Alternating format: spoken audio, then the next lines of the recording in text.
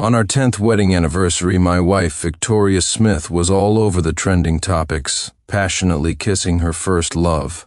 The dinner I had meticulously prepared became the biggest joke in the world. 10 years of love couldn't melt this block of ice.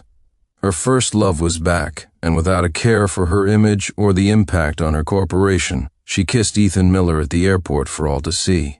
I don't know how long I sat at the dining table, only snapping out of it when the front door opened. Victoria and our daughter were back, and with them was Ethan Miller. She had brought him home just like that, without any attempt to hide it. I stared at them, my eyes falling on their hands. They were holding hands as they walked into the living room. No words were needed, their actions said it all. I stood up in silence. It was clear there was no place for me in this home anymore. I'm not one to cling, nor did I want to, but I had to take my daughter with me. A woman of such poor character was not fit to raise my child. I had barely taken 2 steps toward her when Rainey, the daughter I had cared for 9 years, pulled her hand away from me and grabbed Ethan's, looking at me with cold eyes. My real dad is back. If you're a good dog, you'll get out on your own. Real dad? I'm a dog? A wave of nausea washed over me, and a fire ignited in my chest. I hadn't wanted to make a scene. It was one thing for Victoria to betray me and run back to her first love, but to have my daughter call Ethan Dad? Is that any way to speak to your Uncle Johnson? Victoria said, though her tone was placating, not scolding. Uncle Johnson? I struggled to keep my voice steady. When did I become Uncle Johnson? That was my daughter. What was Victoria trying to do? Mom, didn't we agree outside? We were going to kick this useless person out as soon as we got home. Why don't you go upstairs and play? Victoria said, pinching her daughter's cheek. Don't worry, your father and I will handle this. As she said this, she gave Ethan a tender look, a look I'd never seen before. With me, she had always been as cold as ice. My face hardened. I waited until our daughter had gone to her room before I spoke. Is she not my biological daughter? I'm sorry, Ethan said, with no trace of apology in his voice, only a hint of smugness and provocation in his eyes. Victoria and I were young, we crossed a line, and we never thought. Well, it must have been a gift from heaven. I stared at Victoria, my voice rising. I'm asking you, is she my biological daughter? We did a paternity test. She's not yours.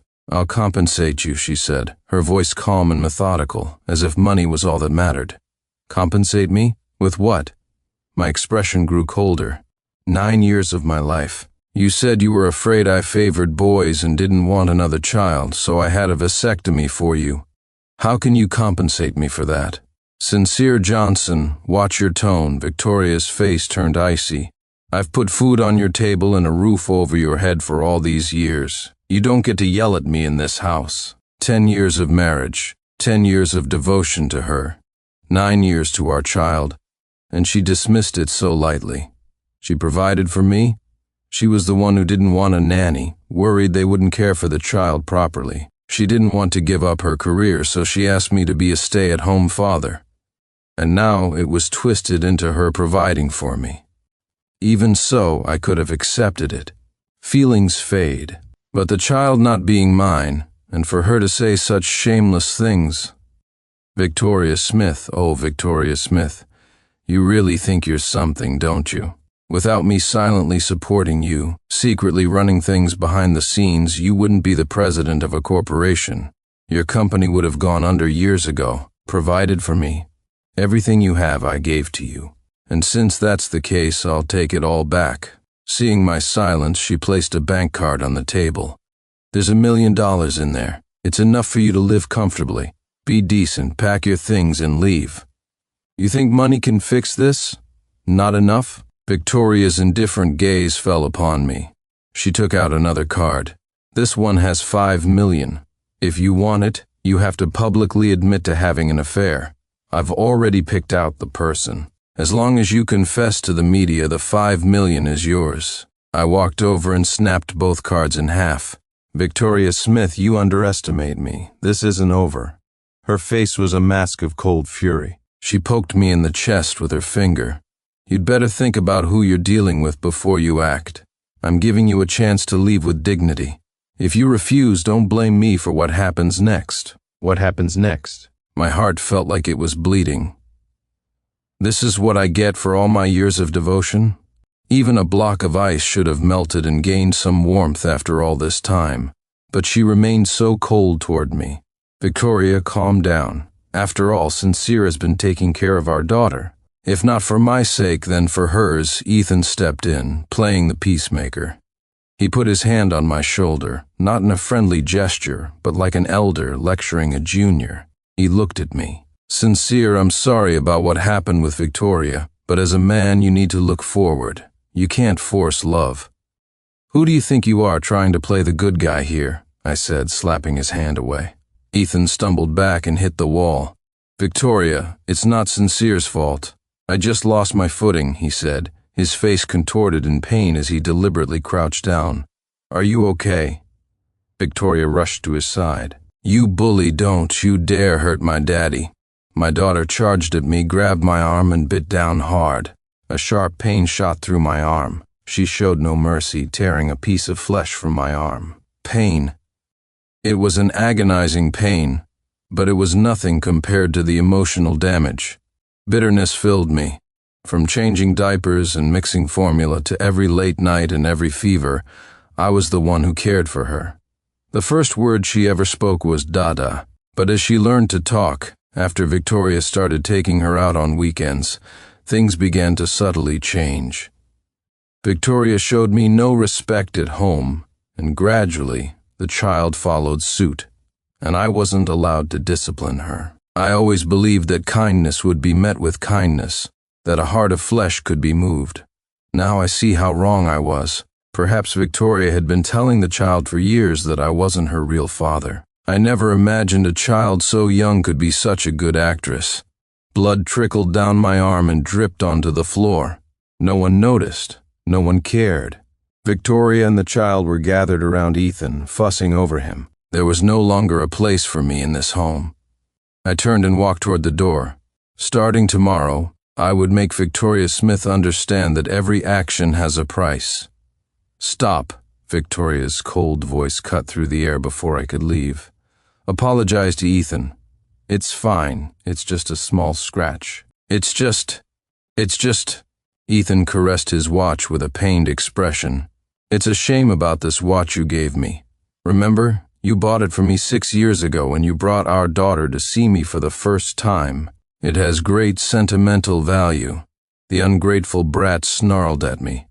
You dumb dog, you broke my daddy's watch, you have to pay for it. Victoria glared at me with equal fury. Get on your knees and apologize to Ethan, and you will replace the watch. I looked at the three of them, my gaze turning cold. Ethan's words echoed in my ears like a clap of thunder. 6 years ago, with my secret support, Victoria's company had finally turned a profit and was on the right track. She had shed her ugly duckling status and was becoming a swan, moving in the upper circles of Seacliff City. Her status had risen, and she had money. She said she wanted to go on a trip to relax, that she was giving me a break too, so I could enjoy some personal freedom. I never imagined she was taking our child across the ocean to find Ethan. No wonder she always had excuses, too busy with work, not feeling well to avoid my intimacy after she came back.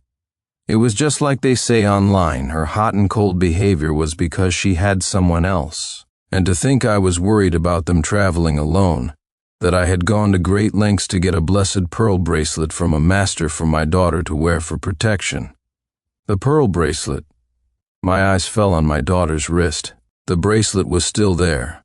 I was taking that back. I walked straight to my daughter and snatched the bracelet from her wrist.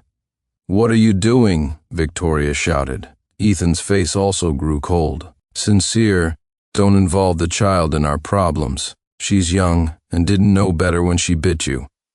I'll apologize on her behalf. Give the bracelet back. I suppressed my rage. This is my property. Yours? Victoria frowned, grabbing the bracelet and yanking it hard. You bought it with my money, and you have the nerve to call it yours? Do you own a single thing on your body? The pearls scattered across the floor like my shattered heart. Still not satisfied, Victoria stomped on them viciously.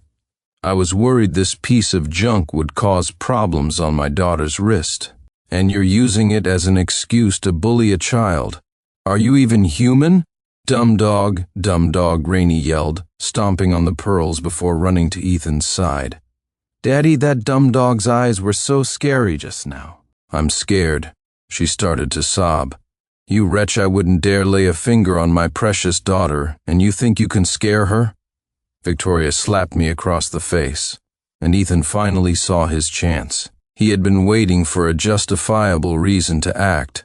Victoria, let me handle this. Don't dirty your hands.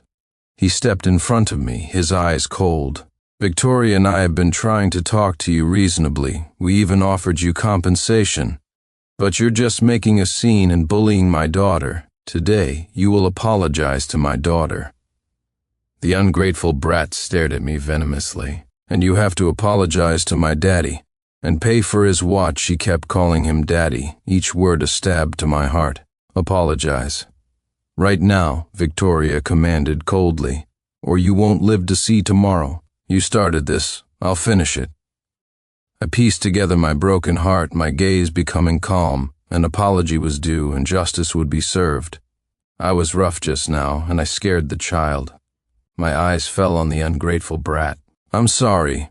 Apologize to my daddy, she said, a triumphant look in her eyes now that I had apologized. I looked at Ethan. I pushed your hand away too forcefully and hurt you. I'm sorry. Victoria looked at me with disgust. You wretch, a spineless wretch who only bullies the weak. I thought for a second you had the guts to be a man, but the moment Ethan speaks, you cower. A born loser. Her voice grew colder. Now let's talk about compensation. That watch cost me $2 million 6 years ago, but if you admit to cheating, I can forget about the compensation. They thought my apology was a sign of fear, but they didn't know I was just getting ready to settle the score. I looked at Victoria. $2 million. I'll pay. You'll pay? Her eyes were filled with disdain. In cash. Right now. I'd like to see how you'll keep up this act. The little brat looked at me mockingly. Dumb dog, have you ever even seen $2 million? I didn't say a word, just took out my phone. Could you please deliver $2 million in cash to Willow Creek Estates? I'm Sincere Johnson. You should have my exact address. Yes, thank you. Victoria frowned. She also made a call to the company's finance department. From now on, any large fund transfers must be approved by me. If a $2 million transfer comes through, stop it immediately. As the legendary female president of Seacliff City, Victoria's marital status was well known. Everyone at the company knew I was her husband. She had given me a nominal position at the company, clearly afraid I would embezzle funds. Hanging up, she glanced at me. I almost forgot you've been on the payroll all these years. You've been paid quite a bit, but I hear you never come to the office. I'll be getting that salary back, and, as of now, you're fired. I never go to the office? I took care of that ungrateful brat for 9 years, and now I'm accused of never going to the office. I watched her in silence, waiting to show this woman just what the man who never goes to the office is capable of. I couldn't be bothered to talk to her anymore. I sat on the sofa, sipping tea, and waited patiently. Dumb dog, get off my sofa, the brat shouted, walking towards me. I shot her a glare, and the ungrateful brat froze, not daring to move. Ethan gave me a cold look and pulled the brat to his side. Daddy will take care of him later. The perfect family of 3 whispered sweet nothings to each other, not even trying to hide it, deliberately trying to provoke me. I remained unmoved. In less than half an hour, the doorbell rang. Seeing who was at the door through the monitor, Victoria's face lit up. It was a double blessing. Such an important person could only be here because of Ethan. Victoria hurried to open the door. President Price, please come in. She had recently applied for a loan from Dragon Bank, the largest national bank, and the only one that could provide the capital she needed for her next venture. But her loan application had been stalled. She never expected the president of Dragon Bank, Quentin Price, to show up at her door. Suddenly she understood. Her guess was right. The person who had been secretly supporting her all these years had to be Ethan. "Uncle Quentin," Ethan said, walking over to Quentin Price. "I've missed you. I thought I'd never see you again. I just got back and haven't had a chance to visit. I can't believe I'm seeing you here." President Price shook his hand. "How is your mother's health?" "Good, always good." "Is your wife feeling better?" President Price smiled. "Thanks to the help of a benefactor, she's in perfect health now." Victoria watched this exchange, her conviction solidifying. She secretly congratulated herself on that trip across the ocean 6 years ago. "Honey," Victoria glanced at me, "this is President Price from the head office of Dragon Bank, whom I've told you so much about. Go and get the best tea we have." Still trying to play the loving couple so you can later expose my infidelity and paint yourself as the victim? I ignored Victoria. "Uncle Quentin, come, have some tea." President Price hurried over to the sofa. Seeing my empty cup, he quickly poured me a fresh one. "Mr. Johnson, please allow me. Uncle Quentin, you two know each other?" Ethan asked, sidling up to them. President Price didn't answer directly, just kept his eyes on me. "Knowing me isn't something to be ashamed of," I said. "My relationship with President Smith is over. There's no reason for us to be husband and wife anymore. Here, this is Mr. Ethan Miller, her true love. They've been secretly together for 6 years. Don't talk nonsense. Ethan and I are innocent." Before Victoria could say more, President Price's reaction made both her and Ethan's faces change. President Price said urgently, "Mr. Johnson, I had no idea. If I had known, I would never have shaken hands with such scum. He was so anxious that sweat beaded on his forehead. I smiled faintly. "I don't blame you. Did you bring the money I asked for?" President Price immediately had his men open the briefcases. "I brought extra. $5 million in total. If it's not enough, I can have more sent over." "Give $2 million to them," I said, pointing at Victoria. President Price immediately had his men give $2 million to Victoria. She was stunned. The Quentin Price she had pulled every string and called in every favor to meet was here to deliver cash to me. How was this possible? But the scene unfolding before her was undeniable. "Now, let's talk about compensation for the pearl bracelet," I said, looking at Victoria coldly. Victoria finally snapped back to reality. Ethan had also recovered, and after a quick exchange of glances, Ethan spoke. "Uncle Quentin, you're a connoisseur of antiques and you've studied prayer beads. Why don't you help us appraise this bracelet?" Ethan handed a few of the pearls to President Price and continued, "I can see you and Sincere have a good relationship, but I trust that with your integrity, you won't be biased in this matter. As long as you tell us the value of the bracelet, I will compensate Sincere." As he spoke, he shot me a provocative look. He wanted to use this to prove his relationship with President Price was better, and at the same time, use the banker to humiliate me. It would be perfect if President Price declared the beads were cheap street market junk. President Price took the pearls, examined them for a moment, and a look of astonishment crossed his face. "Mr. Johnson, if I'm not mistaken, this is the pearl bracelet you received from Master Lumen 6 years ago." "Correct." "Uncle Quentin," Ethan's tone grew heavy. "This isn't funny. Do you really think my family moved abroad because we ran into trouble? The opportunities overseas were far greater. That's why my family went there to expand. Why don't you ask your legendary female president, Victoria Smith, how the Miller family is doing overseas? And while you're at it, ask her how she became the legendary female president of Seacliff City over these years. I'm not happy that you're siding with Sincere like this." Victoria stood up straight. "President Price, I've spent a lot of time overseas with Ethan these years. His family is incredibly powerful there. And the reason I was able to grow my business is that Ethan has been secretly supporting me. The largest shareholder in the Smith Corporation is the Miller family. With just a little help, Ethan turned the Smiths into a top family in Seacliff City. Are you sure you want to get involved in this?" Hearing Victoria's words, I finally understood why she was with Ethan. She mistakenly believed he had been her secret benefactor all these years. It seems Ethan had a hand in misleading her. I wonder what expression she'll have when she learns the truth. I was starting to look forward to it. As for Ethan, his face would surely be priceless when he found out the real reason he was able to return to the country. I remained silent, not in a hurry to expose them. I wanted them to climb as high as possible before they fell into the abyss. President Price glanced at me, and seeing that I wasn't speaking, he said, "No matter what you say, this bracelet is the work of Master Lumen. As for how the Miller family is doing overseas or how you built your company, I have no interest. What makes him worthy of meeting Master Lumen?" Victoria's voice was icy. Ethan's face was grim. "Uncle Quentin, Master Lumen is a revered figure. If I recall correctly, 10 years ago, you and my father went to seek an audience with him to ask for a blessed amulet, and you were turned away. Master Lumen has a rule. He only receives guests once every 10 years, and he makes no exceptions. The people who get to see him are all major figures in the country. Are you telling me this Sincere Johnson is more important than you?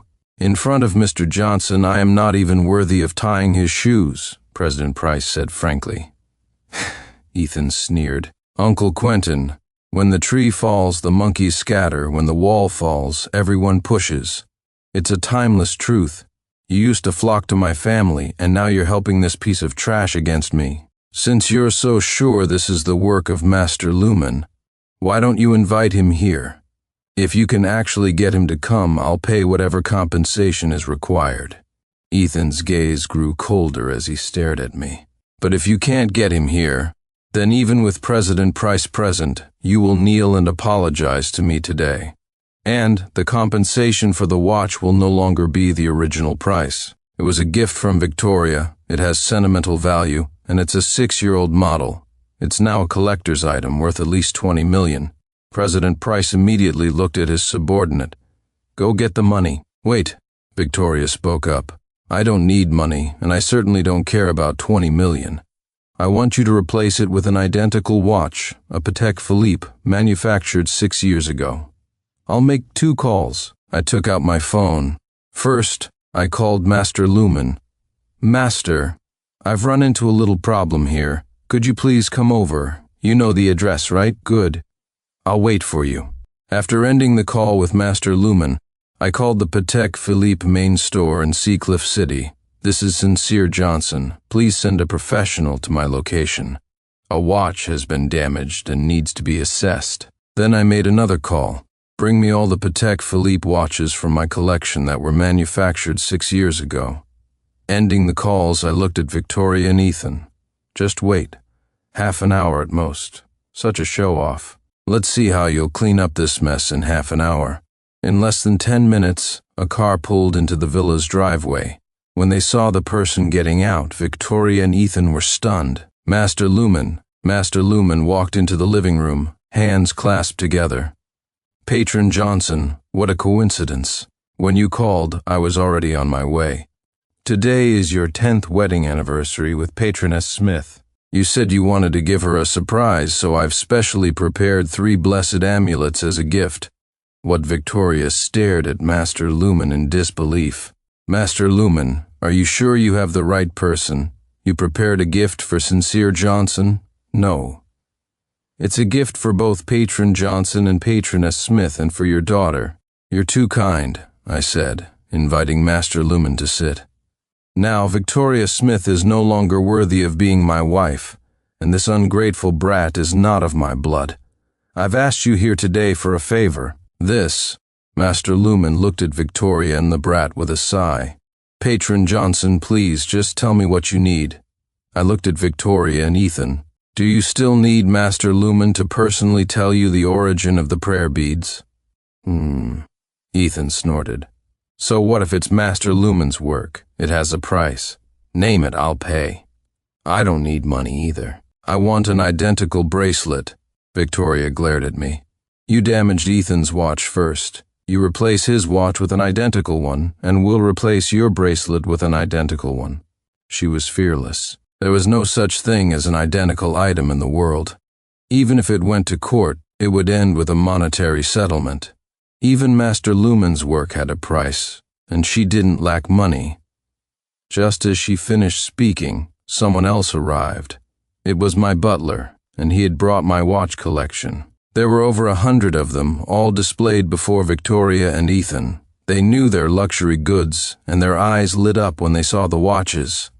2 of them were now worth over 100 million. There was also a lady's watch that had been sold at a Seacliff City auction 2 weeks ago, bought by a mysterious person for a staggering 200 million. Fake. They must be fake. Victoria refused to believe it. If this was real, how powerful must I be? I picked up one of the watches and looked at Ethan. Is this one identical to yours? Ethan snapped back to reality. He said with a cold face, yes. Then I'll compensate you. I held out the watch. As Ethan reached for it, I pulled my hand back. Wait a minute. I made another call. I have a feeling there's something wrong with your watch. It might not be real. Before Ethan could speak, the head of Patek Philippe for the Seacliff City region arrived. Mr. Johnson, the man greeted me respectfully. Ethan's face turned pale. He thought of a terrible possibility. Victoria had always said a mysterious person was secretly supporting her, which was how the Smith family had reached its current scale. She had tried to get Ethan to admit it, and his non-committal answers had only drawn her deeper in. For 6 years there had been no problems, and Ethan had gotten so into his role that he really started to believe he was that mysterious person. But today he saw another possibility, and it terrified him. He didn't dare to speak, his mind racing, trying to figure out what to do next. Victoria's face was grim, her thoughts unreadable. The Patek Philippe expert and his team confirmed it. Ethan's watch was a high-end replica. Impossible, Ethan. I gave you a real watch. It can't be a replica.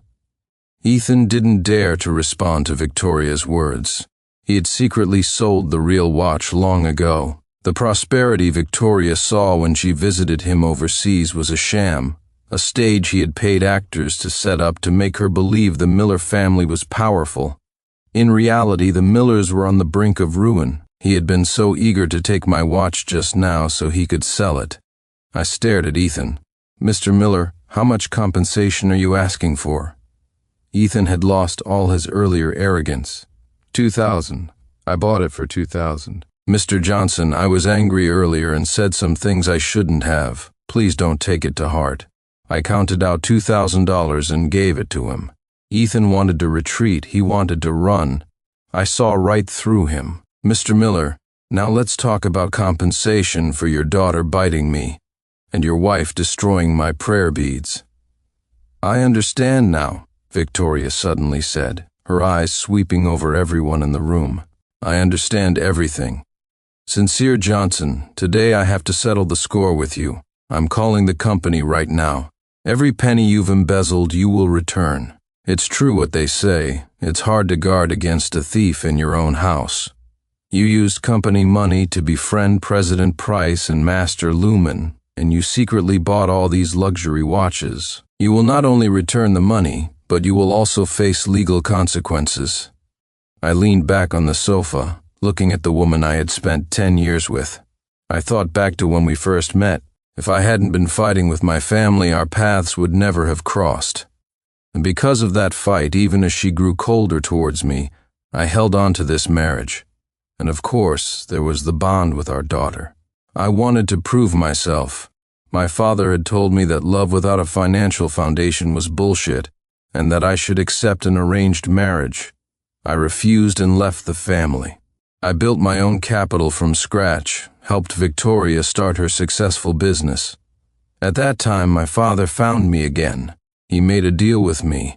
If I could live with Victoria for 10 years without revealing my abilities and wealth, he would accept her as his daughter-in-law. So, even though I was perfectly capable of supporting her secretly, I never revealed it. I looked forward to the day I would bring my wife home and prove my father wrong, to show him that true love exists. Today was the last day of our 10-year agreement. I had prepared a special dinner to give Victoria a huge surprise. That's why Master Lumen had prepared the amulets. But she gave me a shock first. And now this woman still hadn't grasped reality, still thought I was using company money. She could be naive, even a little dumb, it didn't matter, because I was behind her. But she could not betray me, that was my bottom line. I watched her, letting her make her call. A moment later, Victoria put down her phone, her face even more grim.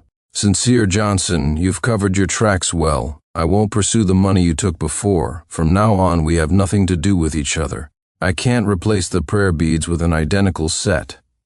Name a price. If you don't want money, you can call the police." I couldn't be bothered to explain. I looked at Ethan. "What do you think my prayer beads are worth?"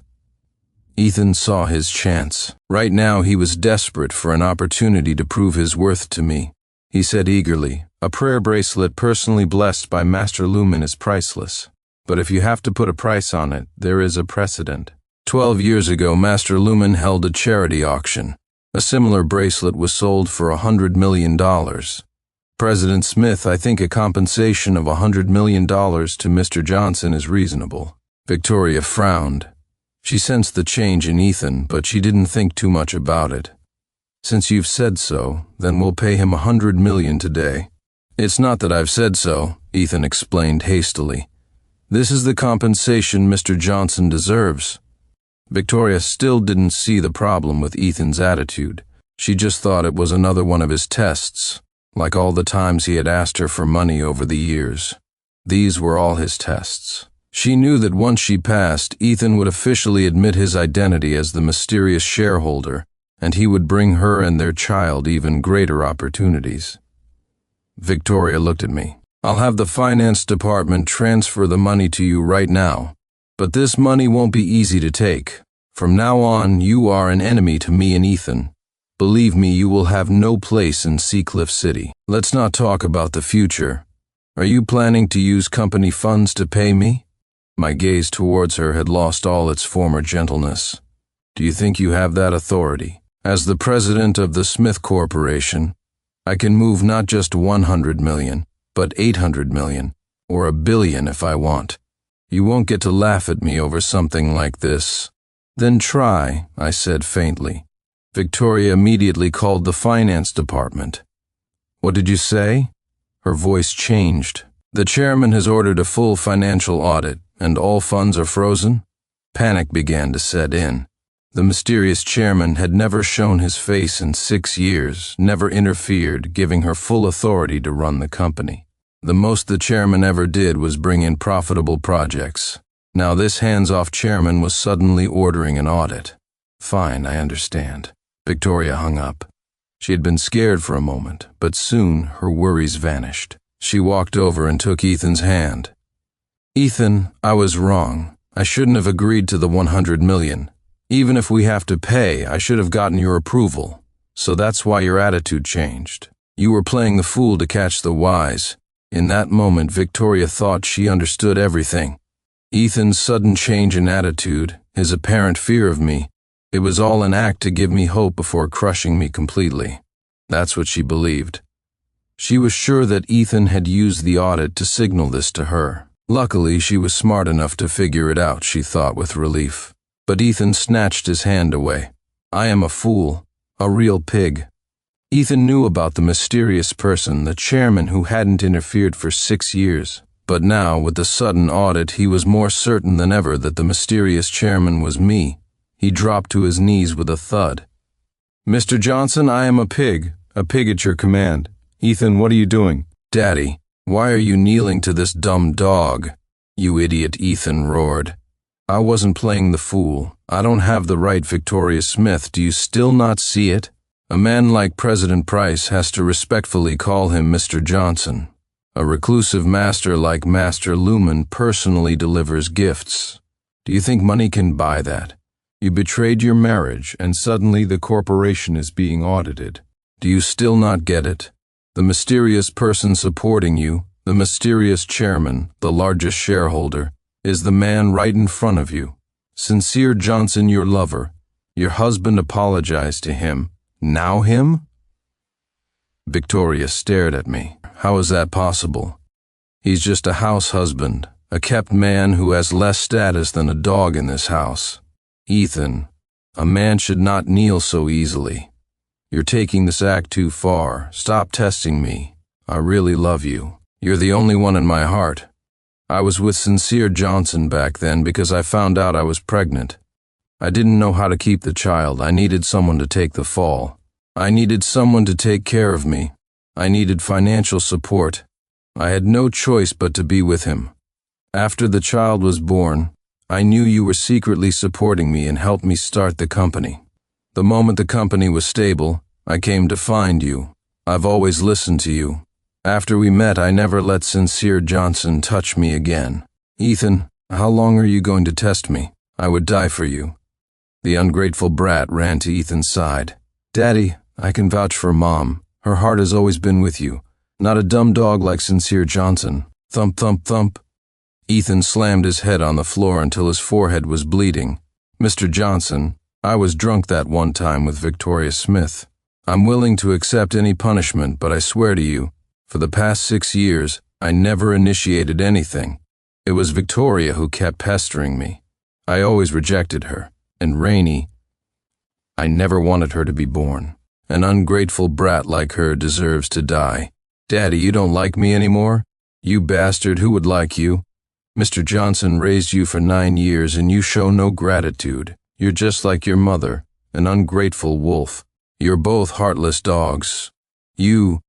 Victoria finally realized something was wrong. She looked at Ethan and saw that he was genuinely terrified. His words replayed in her mind and she started to think back over the years. She remembered how whenever she ran into a problem and complained to me about it, the problem would be solved the very next day. No matter how difficult the problem, it was always resolved.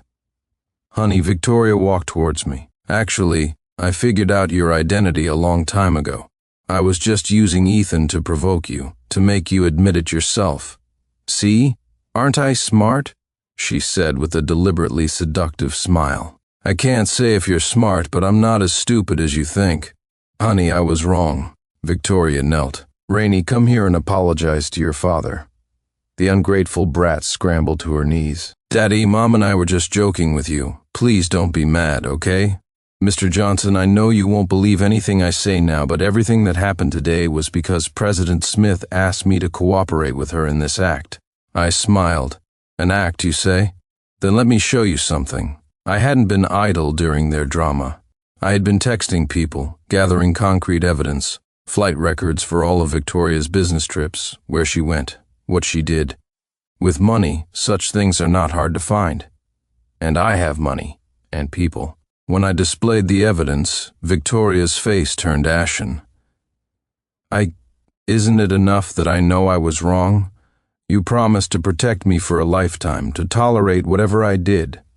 Sincere, you said that at our wedding. You said you would make me the happiest woman in the world. I stood up. Yes, that was my intention, and I made preparations for it. Today, I'll tell you exactly what I've been doing all these years. I looked at Ethan, who was still kneeling on the floor. You told me Ethan betrayed you, that you wanted him dead, that you wanted this rich kid to fall from grace. I made it happen. Only legal constraints saved his life, but the Miller family did indeed fall. What Ethan looked at me in horror. He never imagined that the fall of his family was my doing. I continued, but you hated Ethan to the bone. You wanted him dead. I didn't forget that.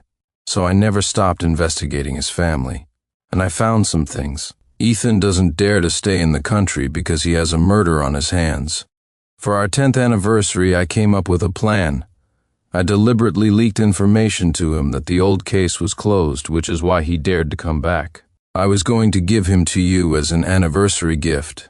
He would have been sentenced to death upon his return. Yes, sentence him to death, Victoria quickly declared. A man like that deserves to die. Ethan's face was pale. He cursed, stood up, and ran, but he froze at the door. He didn't know when the police had arrived, but they were waiting for him. Ethan ran back and knelt on the floor. Mr. Johnson, Victoria seduced me. She's the one who betrayed you. You don't need to deal with me for her sake. I'm willing to be your dog. I'll be the most loyal dog you've ever had. I ignored him and looked at Victoria. Today is our 10th anniversary. I didn't just prepare the gift of Ethan. There's also Uncle Quentin. The reason he was holding back your loan was because I told him to. I wanted to give you a surprise today. The bank has prepared $100 billion for you to develop new projects. And I took out a share transfer agreement. Today, I was going to give you the Smith Corporation completely, to transfer all the shares to your name. I've already signed it. As I spoke, I lit the agreement on fire. Now, you are not worthy. You're right, I'm not worthy. I'm not capable of managing the Smith Corporation. Honey, from now on, I'll stay home and raise our child. I'll be a devoted wife and mother. Too late. I looked towards the door. Someone else had walked in. It was someone from the corporation. He came to my side and handed me a file. Mr. Johnson, this is the documentation of Victoria Smith's embezzlement of company funds over the years. I took the file and looked at Victoria. You've been embezzling company funds all these years. I chose to trust you and not investigate, and I never stopped you. I never thought you were giving the money to Ethan. This matter will now go through the legal process. Honey, you can't do this. Please, you can't. I'll go to jail. Please, for the sake of our child, a child can't be without a mother. You'll be so lonely raising a child on your own. Me raising a child? My face grew cold. What does she have to do with me? Honey, 9 years. I've seen it all for 9 years.